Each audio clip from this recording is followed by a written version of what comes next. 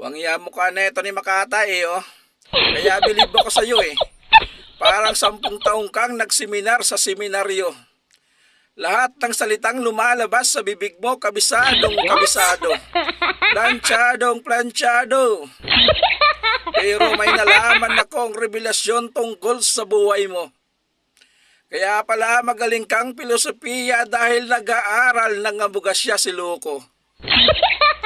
Kaya nang patunay ebidensya na magaling siyang abugasya, sa susunod na buwan, dadalo siya sa hearing sa Senado para singilin ang nanloko sa idol niya.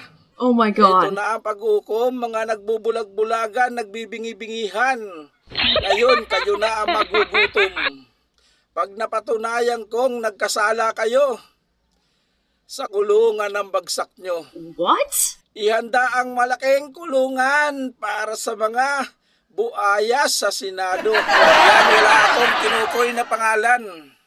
Hindi katulad netong vlogger na live screamer. Walang gumpay kung magturo ng pangalan.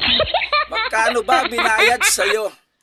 Baka naman bigyan mo ko ng balato. Mga vlogger ni Marcos na walang magawang matino. Imbes na pumagit nga, sila pa nagiging dahilan ng gulo. Sulsul doon, sulsul dito. Mga loko-loko, manahimik na kayo.